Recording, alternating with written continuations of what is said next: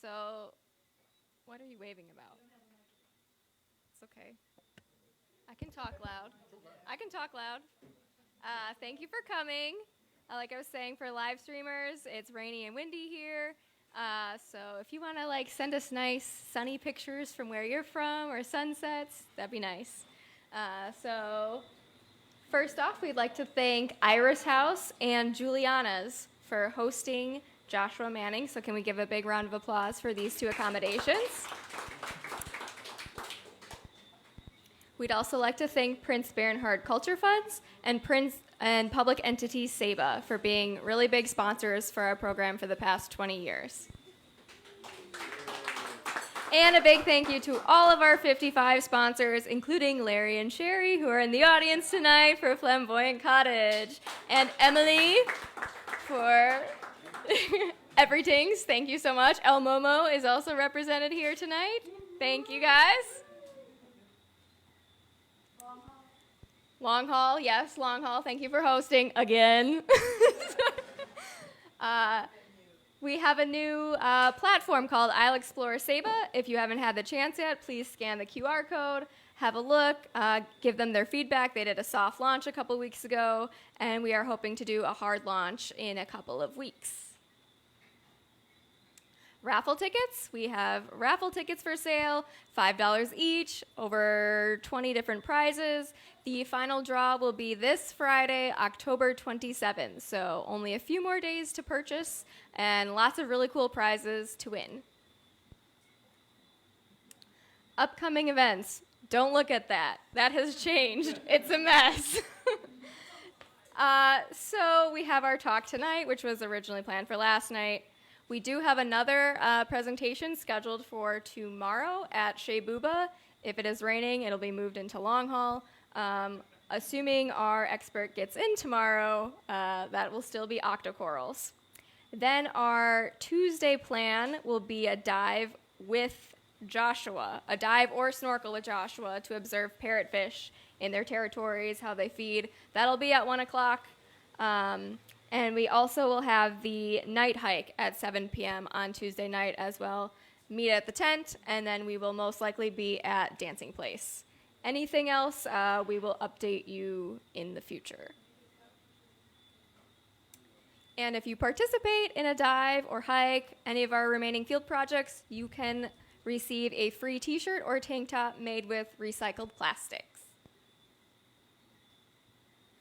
And cloud top. Who has a cloud top tonight? Yes, the crowd over here has lots of cloud top. It's still on for sale. You can buy it at Long Haul. You can buy it at many of the bars and restaurants on the island. And there are free samplings at any of the presentations yet to come. So tonight's speaker, he will be talking about parrotfish. And parrotfish are beautiful fish, but they're much more than just a pretty face. Joshua Manning is here to explain the role these helpful herbivores play on our reefs. Joshua is an early career ecologist with a background in coral reef ecology. His recent work has centered on the importance of animal movement and space in mediating species interactions and the responses of marine animals to human stressors.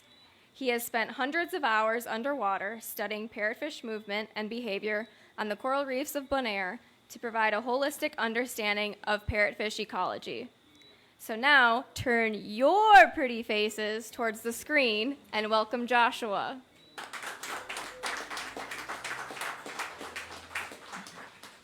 All right, thank you for the introduction, and thanks everyone for coming. I know the weather's not perfect, but hopefully you'll learn a little bit about parrotfish, why they're important to coral reefs, and a bit more about parrotfish movement and why that's important for understanding their roles on coral reefs. All right. So coral reefs are structurally complex ecosystems built by corals and other calcifying organisms.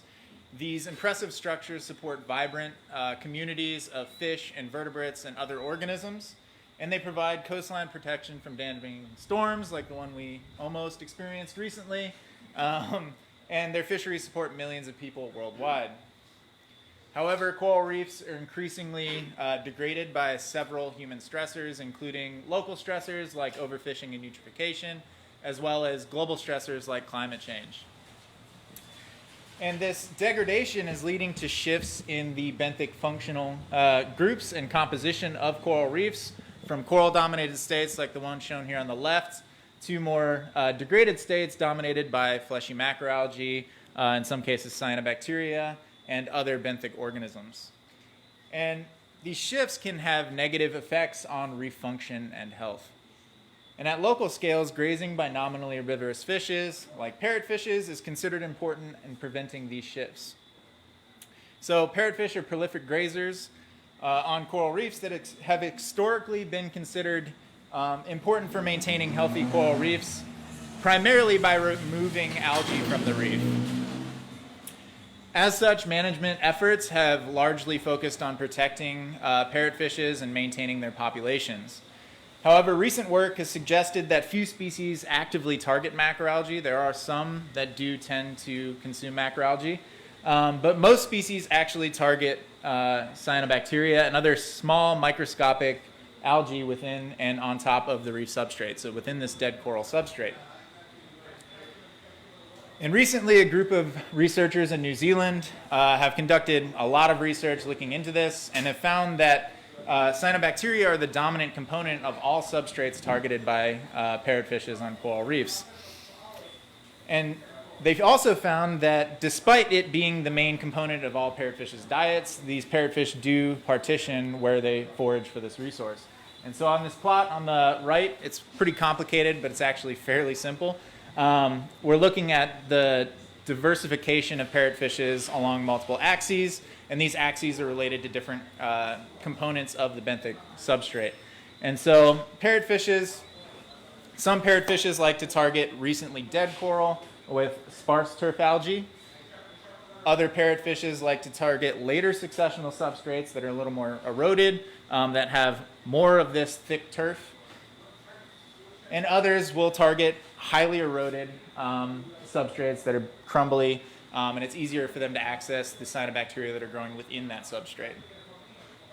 And perhaps one of the more specialized species, Scarospinus, shown here, takes almost all of its bites on crustose coralline algae. So crustose coralline algae is another important calcifying organism on coral reefs that facilitates it stabilizes the reef substrate, it consolidates the reef substrate, and it builds these. It helps to construct the reef, and it's also an important settlement substrate for corals, some species. And so this parrotfish almost exclusively forages for cyanobacteria on top of crustose coralline algae. So there's a lot of diversity on where these parrotfish are getting their resources from, but they're all targeting this one thing, this benthic cyanobacteria.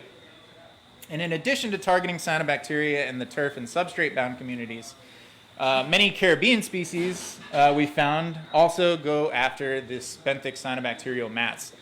And in Bonaire, these benthic cyanobacterial mats are proliferating on the reefs, and they have been for the last 40 years or so. So these benthic cyanobacterial mats, you can see here, they're this reddish color. They grow in multiple different colors and morphotypes. But 4 of the species that I study pretty heavily have been found to consume these benthic cyanobacterial mats preferentially. So they take sometimes upwards of 10% of their bites on these substrates. So they could be really important in controlling the proliferation of these cyanobacterial mats on reefs, which can, when they do start to spread, overgrow corals and other benthic organisms.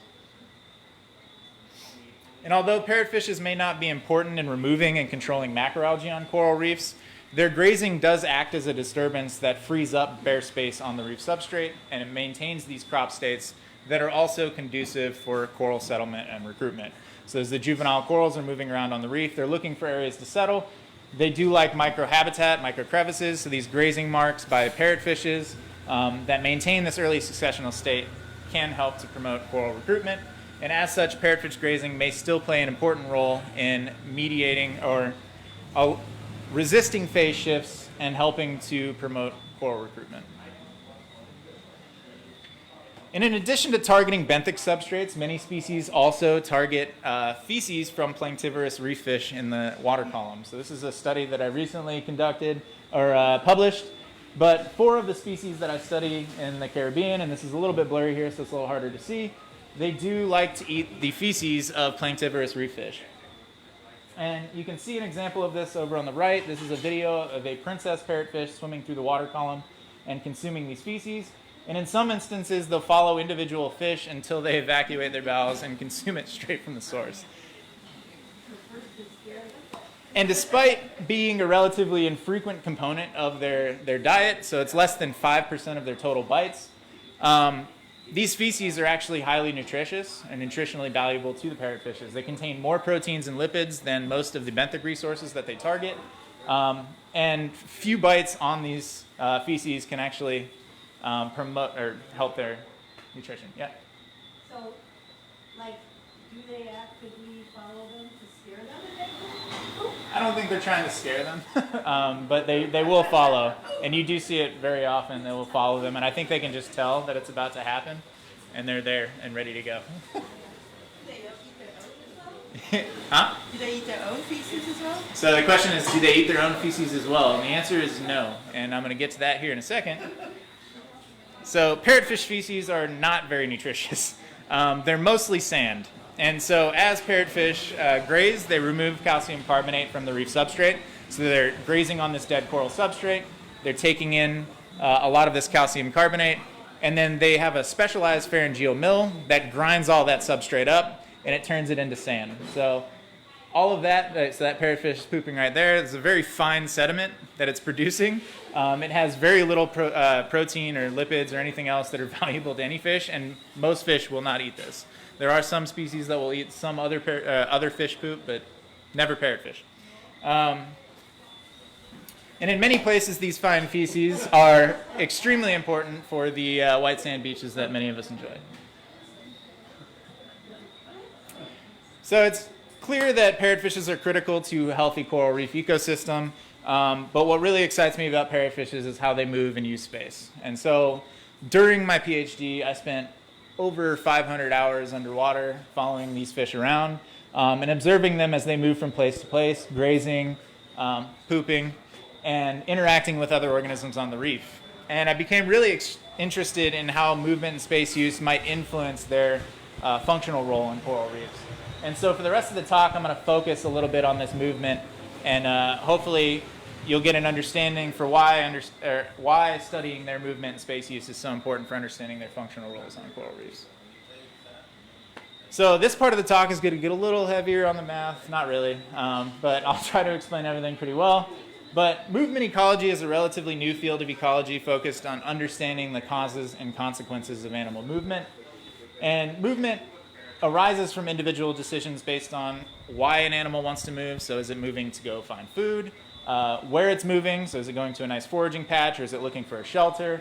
But also how it's moving. So is it moving quickly? Is it going to fly if it's a bird? Is it going to walk? And all of these things are decisions that an animal makes as it's moving through its environment. So animal movement itself can also influence the environment. So as an animal is moving through its environment, the movement itself can feed back to alter the environment that the animal is perceiving and therefore affect how it's moving. So there's a cycle here and some feedbacks in animal movement and the environment itself. And so movement occurs at multiple spatial and temporal scales. So it's happening at every level. So you can look here and at the top, you could look at the individual movement steps an animal is making in response to its microhabitat. So as it's moving, is it taking a step this way or step this way, and why is it doing that? You can broaden out a little bit. You could look at different phases of movement. So you can look at periods when the animal is foraging, so it's moving around in the same area foraging or escaping a predator. And you can also look, in some cases, at the entire lifetime track of an animal. And this is much easier for things that live for a short amount of time, but you can do it. And so as many ecological processes are scale dependent, studies of animal movements can help us to identify the scales at which we need to study specific ecological processes and patterns. And so my research is largely focused on stationary movements that give rise to home ranges. And home ranges are areas in which an animal carries out its daily activities. And this is foraging, mating, things like that. These home ranges are self-restricted areas, and they are also stationary. So not stationary in terms of they're not moving at all, but when they're moving, they're staying in the same general area. So if we look at this example on the right of a buffalo's movement track throughout a day or a period of time, you can see that there's 6 different phases where the animal is pretty much moving in the same place, and one area under B there where it's moving in a directed way towards a different area. So stationarity basically implies that the animal is moving, but it's moving within the same general area for a given amount of time. And that depends on the window that you're looking at and what time scale you're interested in.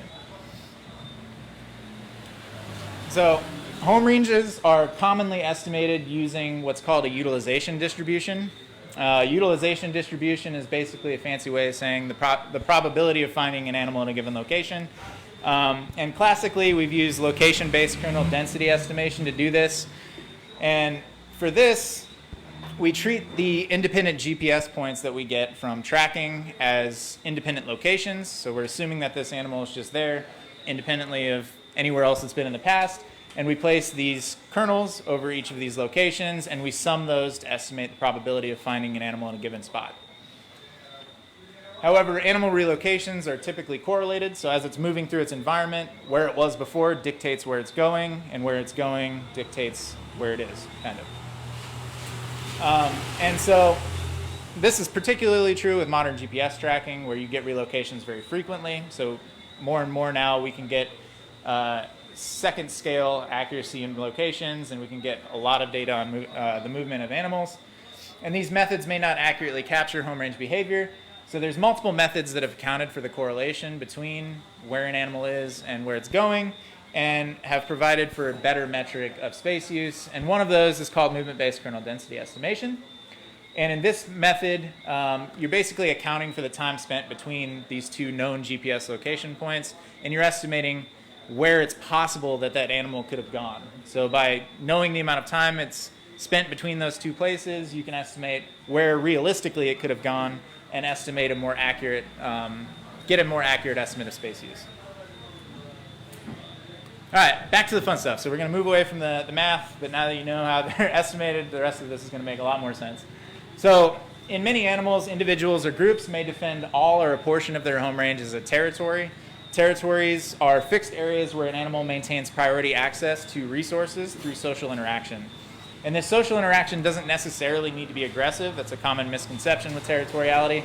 It can be passive, as is the case with the Aribi antelope. So in African savannas, these antelopes will go around and they scent mark their territories. They use their dung mounds and their urine to mark the boundaries of their territories. So that's a social interaction maintaining a priority access to an area. But they can be very aggressive. So if any of you, I'm assuming most of you have dove on a coral reef now, if you've come across a damselfish, you know they'll defend their territory at any cost against anything. Doesn't matter how big it is, right? Even humans. So it can be very aggressive, but it doesn't need to be. So movement and space use can also mediate how species interact with one another. So spatiotemporal segregation, so this is basically avoiding one another in space and time, can facilitate coexistence of competing species by limiting competition between them. An example of this is the sable antelope shown here on the left. So in the sable antelope, they tend to avoid areas that are frequented by their main competitors, the zebra and the buffalo. So they use areas that are not used as extensively by these other 2 competitors in order to coexist in the same places. And this avoidance is dynamic, so as there are seasonal shifts in resource availability, it will shift how it's using space in order to avoid those competitors. And that helps them to coexist in these ecosystems. So it's clear that spatial interactions can be important in understanding species interactions, but how do we quantify them? So spatial interactions can be either static or dynamic. So static meaning that they don't change through time, or dynamic, they change through time. Static interactions act as a proxy for the probability of 2 animals to meet based on their shared space use. Right? So in this example here, we have 2 individuals, and they share a certain area in the center, right? And you can see that they share some space there, but it seems like one of those, if you look at the darker areas within each of those home ranges, the darker area represents more activity. So the individual on the right is more active in that shared area than the one on the left. So you might expect to see some potential for interaction here, but not nearly as much as if the individual on the left also was very active in that area.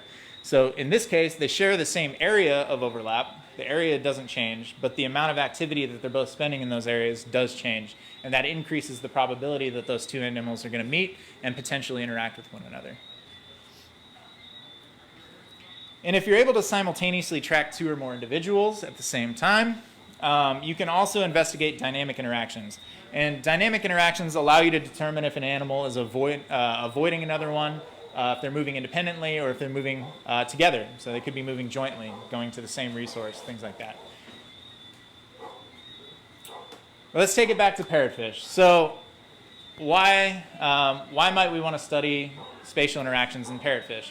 So spatial interactions, as I've shown, can help to determine how animals interact with one another, and it can also facilitate coexistence between competing species. And there are a lot of species of parrotfish, and it's interesting to try to understand how they coexist on the same reefs. And so first I want to introduce how parrotfish use space on the reef before I get into the spatial interaction component. But parrotfish are protogynous hermaphrodites. That means they transition from female to male at some point in their life. They don't have to, but some do. And the females and males often have two distinct color phases, termed initial and terminal phase. So the initial phase of the females, they tend to be a little drabber in color. The terminal phase of the males, they tend to be larger and more colorful. And so each of these species, most species, have sexually dimorphic life phases, initial and terminal. And territoriality is common in many parrotfish species. In territorial individuals, territorial males will defend harems of females from neighboring males of the same species. And territorial males have more access to resources and also are more likely to mate with females than non-territorial individuals. So territoriality is beneficial to parrotfish, but it does come at a cost. Being territorial does reduce your body condition, but you do get to mate more often. And my recent work found that the home ranges of male parrotfishes, and I've mapped a few of these over here, correspond to nearly exclusive territories that are maintained through long periods of time.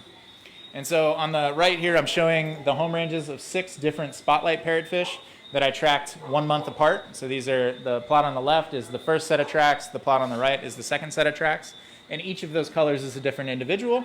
And the first thing you'll notice is that each of these home ranges, they don't really overlap with each other at all, right? So it seems like each of these males has priority access to that area, and there's very little sharing between males. The other thing that you notice is that if you look at the track on the left and the track on the right, they're pretty much in the same location. So these home ranges and these core areas, shown here in the darker areas, are pretty much in the same location. And this is over a month, but I have some examples of much longer than that, 5 months to a year. So these same individuals will occupy the same areas for long periods of time. All right, so following that study, I wanted to learn more about how spatial interactions influence competition between parrotfishes. And so in 2021, I investigated spatial interactions among Caribbean parrotfishes to test the hypothesis that parrotfish would avoid one another both statically, so spatially only, and as well as dynamically. And so I conducted this work in Bonaire. This is where I did all of my PhD work, so everything presented up to this point. I also did this in Bonaire. For this particular study, I focused on 2 sites in the southern leeward coast of Bonaire, Aquarius and Invisibles.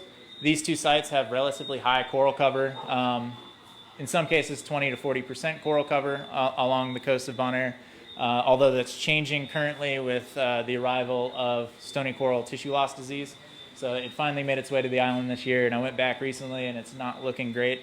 But at the time, lots of coral, very little macroalgae, and a really nice place to study these kinds of interactions.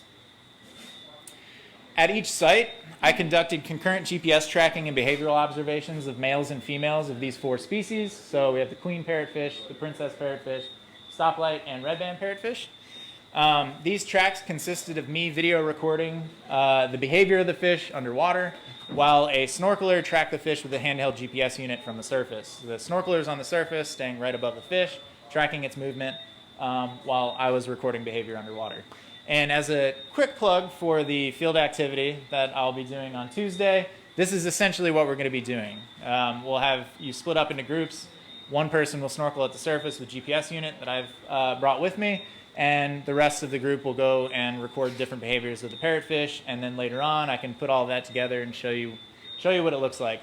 And you'll get a taste of that the rest of the talk.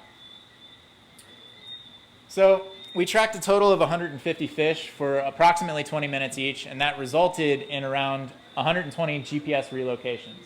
So on the left here, I'm showing the relocations, the raw GPS data for several stoplight parrotfish. And each of these points represents a single GPS location for that fish. And each of these colors is a different fish. And you can already start to see the patterns just looking at the raw GPS data. So again, doesn't look like the different individuals are overlapping in space very much. They seem to be using different regions on the reef. And then we calculated or estimated these home ranges and core areas. So on the right, this is the same exact fish, but now you're looking at the home ranges that were computed from these GPS relocations. And the outlines are the home range itself, and the darker shaded areas within that are the core areas. Those core areas are where the individual is spending most of its time. That's where it's doing most of its grazing and carrying out most of its activities. In addition to tracking the fish and estimating these home ranges, we also quantified aggressive interactions. And this was to help us to understand why we saw the patterns we saw in the spatial interactions. So when we looked at overlap of home ranges and the probability of finding individuals within neighboring home ranges and things like that, we wanted to understand that by looking at the actual aggressive interactions. And so for each terminal phase male, each of these males, we quantified the number of interactions and the duration of those interactions. But because we paired this with GPS data, we were also able to estimate the location of each of those interactions within the home range. And so on the right here, this is these are the home ranges for several of the queen parrotfish. And you can see each of these points is a specific aggressive interaction between parrotfish. And in this case, I'm showing only the interactions with the same species, so with females and males of the same species. And then finally, we conducted separate simultaneous tracks of terminal phase male Sparsoma viridae, so the stoplight parrotfish, and terminal phase male queen parrotfish, to look at how dynamic interactions influence competition within these two competing species. And so for each pair, we tracked them simultaneously. We estimated their home range. We looked at the spatial overlap of those home ranges. And then we estimated dynamic interactions using a dynamic interaction index that was developed by one of my collaborators in France. All right, so now I'm going to move into the results for this, this particular study. So on the right here, I'm showing the home range area and the core area size, so in meters squared for each of the 4 different species that we looked at. The colors are color-coded by species. On the left, you have the princess. The pink is queen, the red is the red band, and the green is the stoplight parrotfish. And the darker color bars, those are the males. The lighter color bars are the females. And what we found was generally larger species use more space. They have larger home ranges and they have larger core areas. And you can see that in particular for the queen and the stoplight parrotfish, which I've outlined there. And you can see this more graphically if we look again at the home ranges. So on the left we have queen parrotfish home ranges, and on the right we have princess parrotfish home ranges. And you can see that the larger queen parrotfish have much larger home ranges than the smaller Scarostaniopterus princess parrotfish. In addition to that, we found that the home ranges and core areas were much larger for males than for females. Again, this makes sense. The males are typically larger than the females, so we would expect them to use more space. And it isn't surprising because we know that home range size increases with body size in many animal species, not just parrotfish. But in parrotfish in particular, if we look at the home range size and plot that against the mass of the individual, so how big it is, the size of the home range increases very rapidly up to the point at maturity. And every fish that I tracked in this particular instance was larger than size at maturity, but we still got a body size effect when we looked at that. So next we looked at the spatial overlap of neighboring home ranges. So we wanted to see, in this case, what the static interactions between species look like. And so the figure at the right is showing a heat map of the spatial overlap of the home ranges for the male parrotfishes that we tracked. Along the diagonal here, that's the overlap of male home ranges of the same species. So Spatial or the stoplight parrotfish with other stoplight parrotfish on the top left, or the princess parrotfish with other princess parrotfish in the bottom right.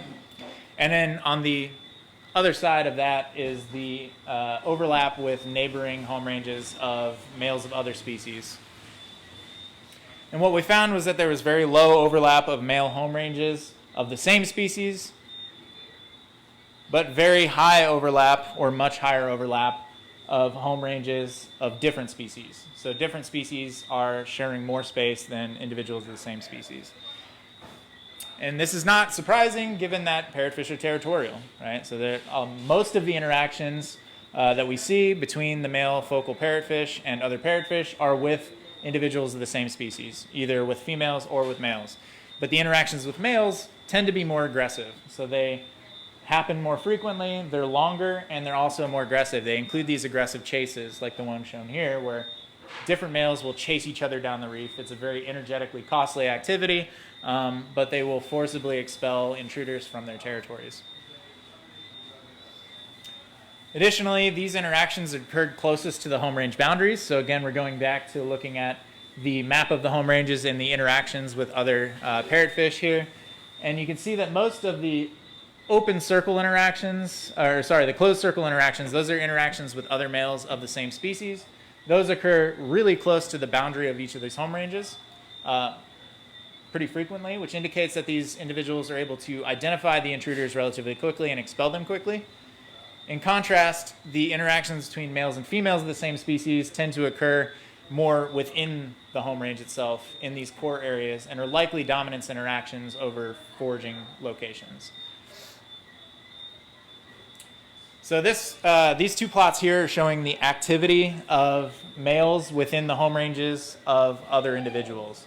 Right? So on the left, this is activity within the home ranges of other individuals. On the right, this is activity within core areas of other individuals. And what we found was that this differed by species, but the main pattern to note here, and the one that I'm going to talk about the most, is for princess parrotfish, shown here. They were more likely to be found in the home ranges and core areas of other species than vice versa. So they were more often found in those areas, in the home range and core areas of other species.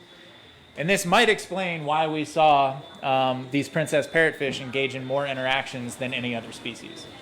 Because they're unable to be outside of those areas and partition that space very well, they tend to interact more with other species. 92% of the interactions that we recorded with other species included princess parrotfish, and 78% of those interactions between males of different species were with princess parrotfish.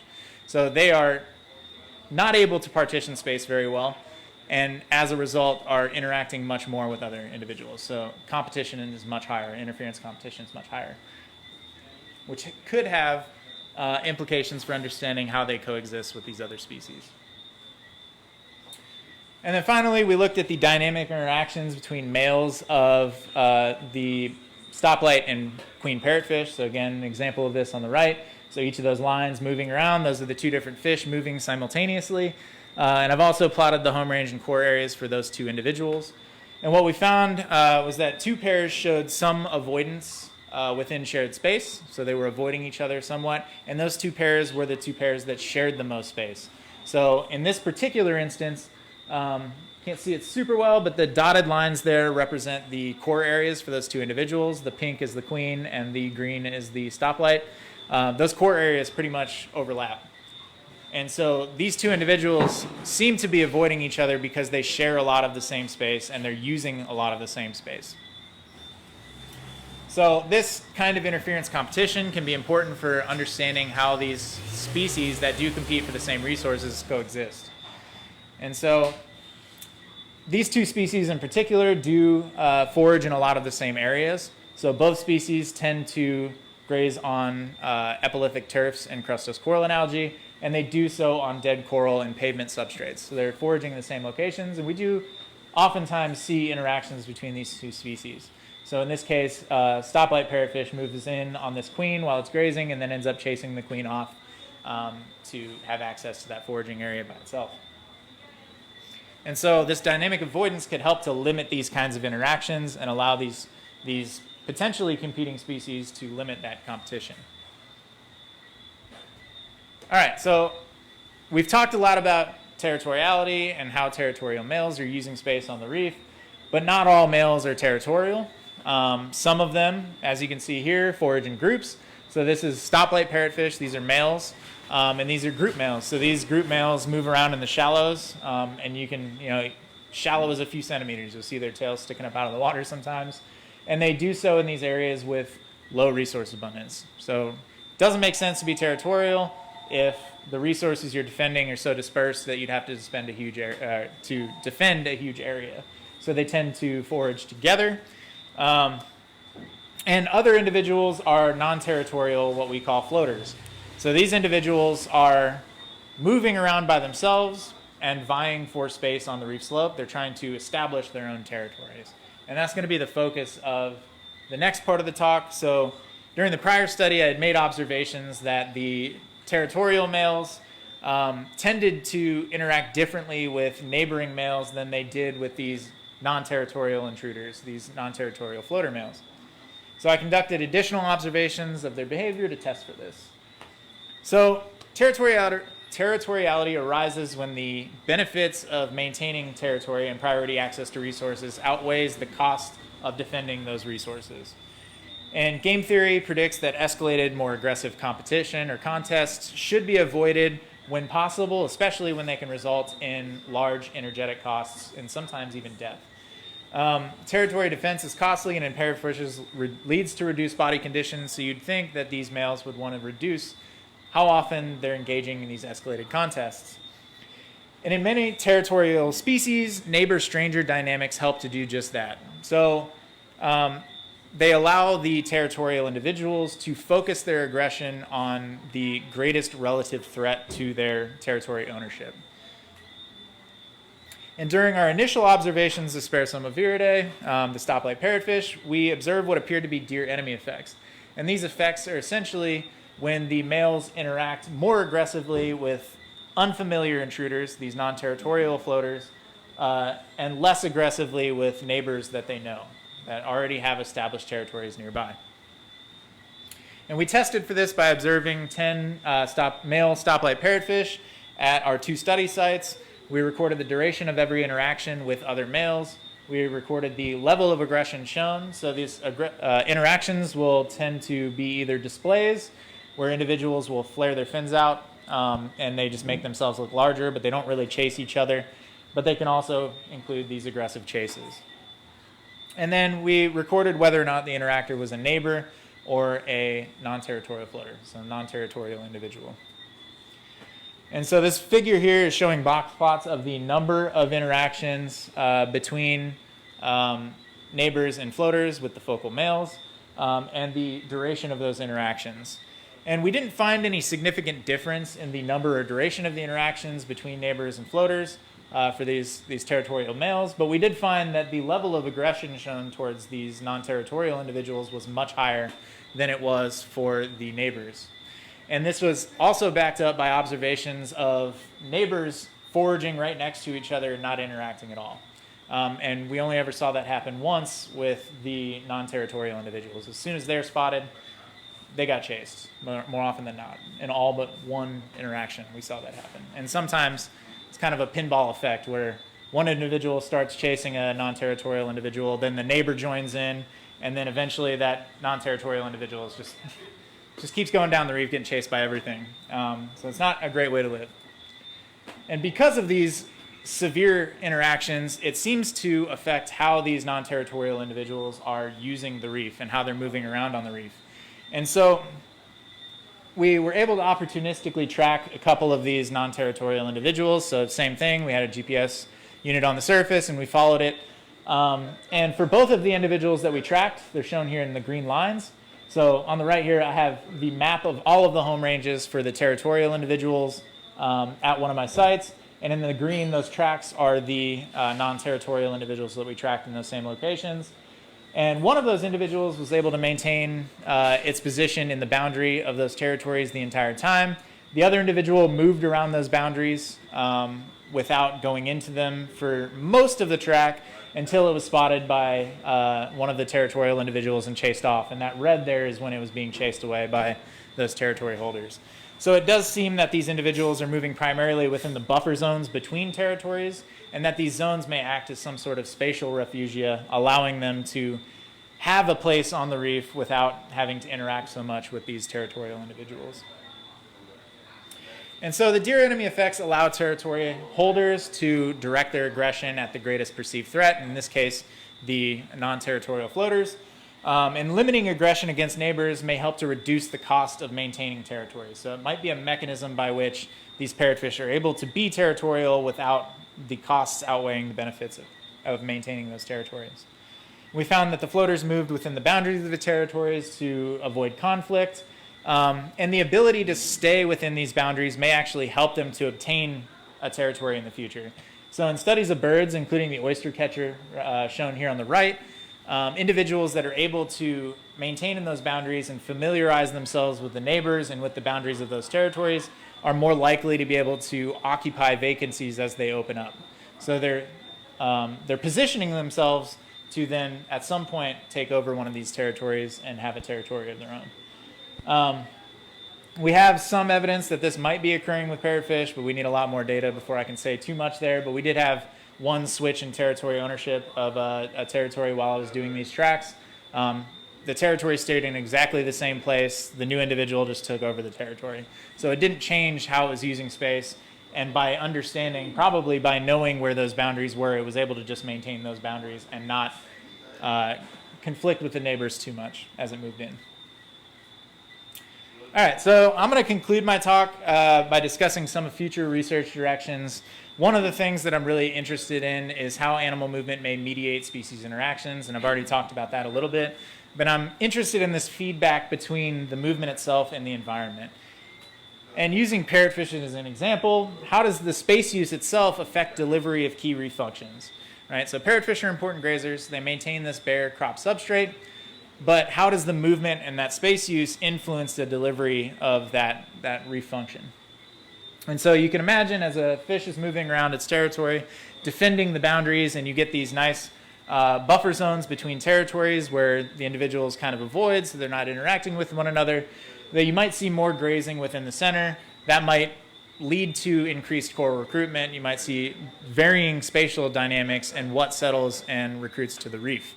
And so to study this, I conducted a recruitment experiment when I put out coral recruitment tiles on the reef in different locations within home ranges and collected them about a year later to look at these patterns.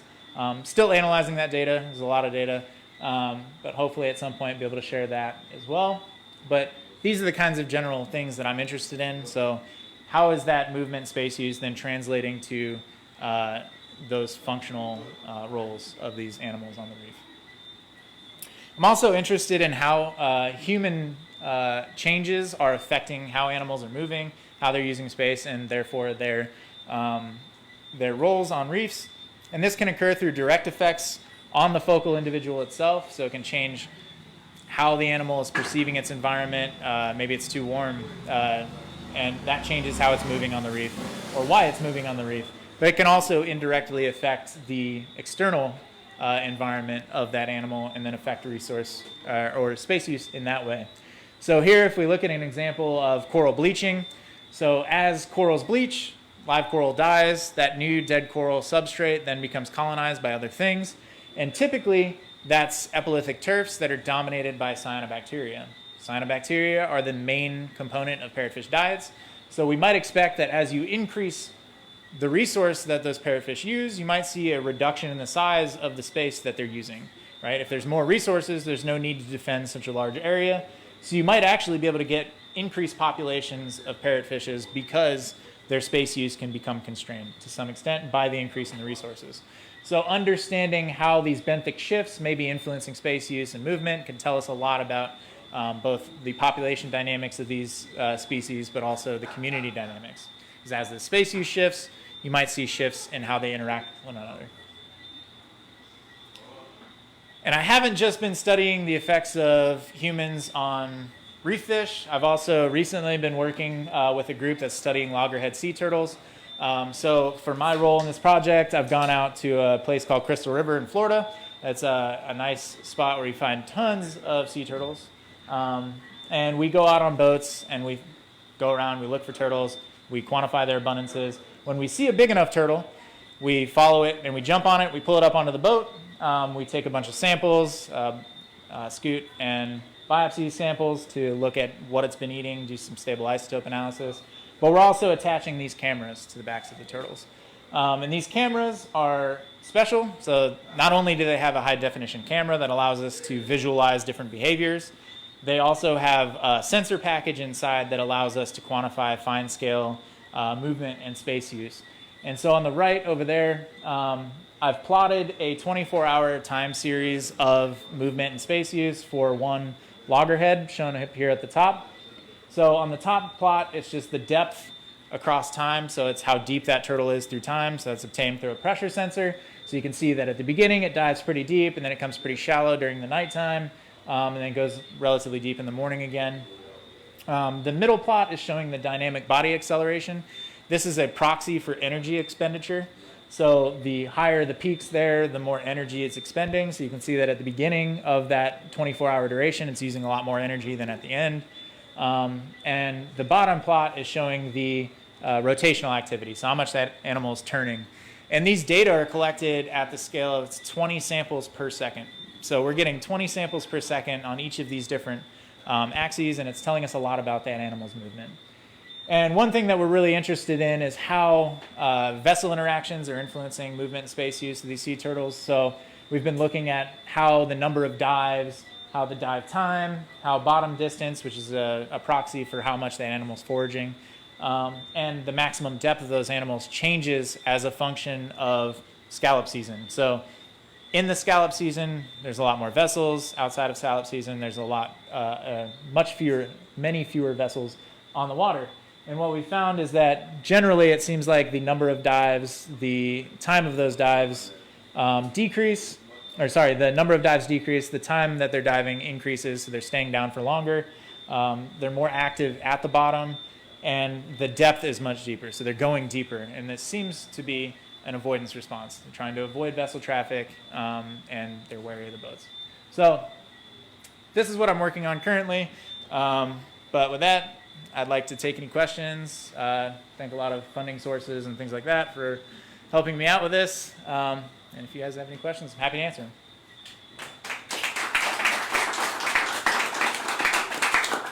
Okay. I had a question about the territorial boundaries. Okay. Do the floaters have to learn them, or is there some kind of a marking mechanism? Yeah, so that's a good question. So he asked about the territorial boundaries, are they learned, or is there some sort of marking that alerts the individuals to those boundaries? We don't actually know. I'm not sure is the honest answer. My guess is that there's some form of spatial memory, so that through interaction with these territory holders, they learn those boundaries. So as they're moving around and they get chased off one time, they're like, that's a spot I shouldn't go in the future. And they're able to learn those boundaries that way. There has been some speculation that, at least in the stoplight parrotfish, which does sometimes target and graze live coral, that live grazing on live coral could be a mechanism marking those boundaries, but there's no real evidence of that, so we're not sure on that front. It's a good question. Yep. You said the territories are getting smaller when there's more food. So does that mean that the territory is only restricted by food, or also by how many females they're going to have to defend? Because in a smaller area, you also have fewer females. Yep. That's a good question. So the question was, I had a plot up there about how coral bleaching might affect resource abundance and how that influences space use. And the question is are resources the only thing that are determining that space use, or is it also determined by things like female abundance and contender abundance?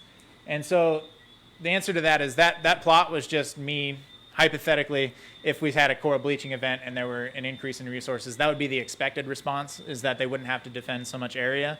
There have been studies that have looked at the effect of number of females, and that does influence space use. So it's a little bit of both. They're defending these areas because they have access to resources in those areas, but they have to defend enough for that harem as well, to some extent. So as that harem increases, it's more mouths to feed, so to speak. So it's likely that that will increase the amount of space they need as well. Thank you. Did you had a question? Yeah, related to that one actually. So if the reef degrades and there's more algae and potentially more food for them, just the density of the parrotfish increase. Yeah, so the question is, as the reef degrades and there's more potential food resources, does that potentially increase the number of parrotfish, right? Yeah. The short answer is yes, briefly. So after some bleaching events, there have been increases in parrotfish on some reefs in the Indo-Pacific in particular. So it does seem like the amount of resources could influence the number of fish, obviously. Not sure how long that would persist, right? Because as the reef continues to degrade, parrotfish are not good at removing the macroalgae that develops on those reefs. So after they've transitioned to that macroalgal state, they're not doing a whole lot to remove that macroalgae because it's not very nutritionally valuable to them. Other things do, but parrotfish are not at that point. So I guess it depends on how long it persists in that early state, and if the parrotfish are able to keep up with that and maintain those cropped early states that they like to consume. Yeah.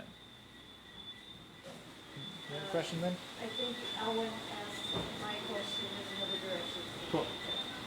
Yep. Do the members of the harem tend to stick with the same male, or do they migrate from one territory to another?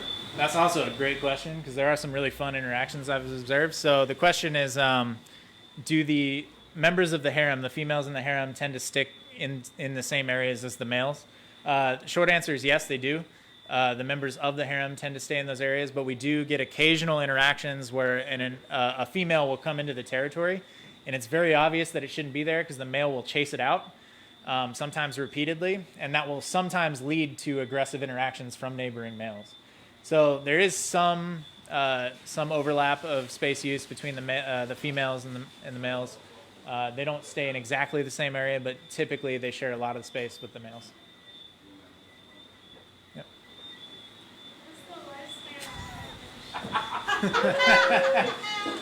The question is, what is the lifespan of a parrotfish? And thankfully, I looked this up the other night after somebody asked what the lifespan of a shark was. Right now, the oldest living parrotfish of a specific species in the Indo-Pacific, and there's only a few that they've done these kinds of studies with, is like 8 years. So I'm not sure. But yeah, it probably male because the males are the oldest. They transition after maturity or like after a certain size class. So it's likely a male, but not entirely sure on that. And there have been some studies that suggest they could live upwards of 20 years, but we don't actually know. Yeah. If a male dies, loses its territory, is the replacement male for that territory likely to be one of the floaters, or will one of the females transition to the terminal phase? So that's another great question. We don't know. And again, this is why I'm so interested in this particular study system. Parrotfish are great for this because they have this territorial behavior. So the question was, sorry, I didn't repeat the question. So the question is, if a male dies, is it replaced by a female that transitions to a male, or is it replaced by one of these floaters or another neighboring male? And the answer is, yeah, we don't know. In other territorial systems like this, sometimes that vacancy is just pushed in on by the surrounding neighbors. They'll expand their territories to take up some of that space. Sometimes floater males will come in and take over those areas. And it's possible, I guess, that a transitioning female could take over that area. Not sure if we've ever seen that happen with parrotfish, so I can't say for sure, but yeah, it's a good question. Yeah. So, in the big picture, NSF or other organizations would fund you for your work because the parrotfish are telltale of what's degrading of the reef, or how is the movement valuable? Yeah. What's the big picture of So, why I mean, this is important? Yeah, so the question is what is the big picture of why this is important, and if I wanted to pitch this to a big funding agency, how would I get funded? Answer to that is there are multiple ways you could pitch this. One is that you could use these as like a canary in the coal mine kind of situation, whereas the reef is degrading. We could look at the influence of that degradation on the population structure and the community structure of the parrotfish.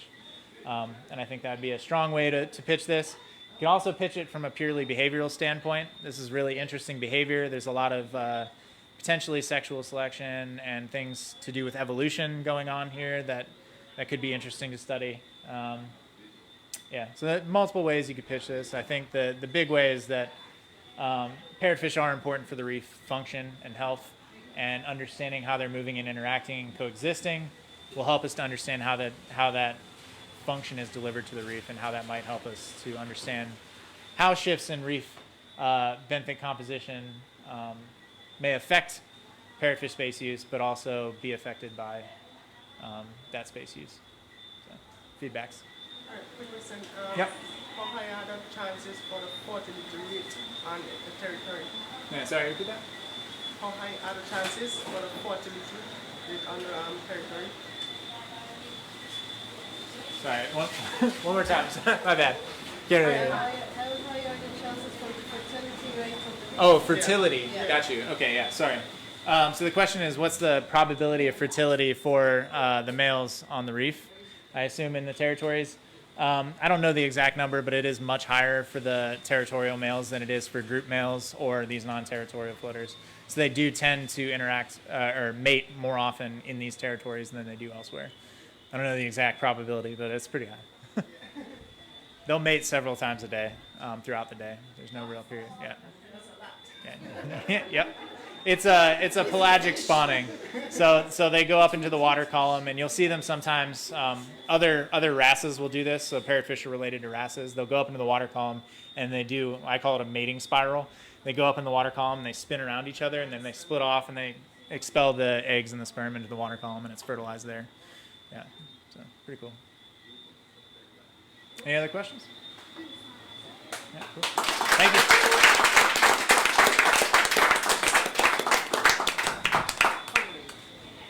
Thanks, Joshua, and thank you, everyone, for coming.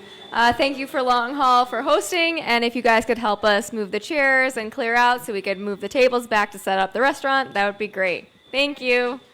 Don't forget the raffle tickets. I did that earlier. Raffle tickets, $5.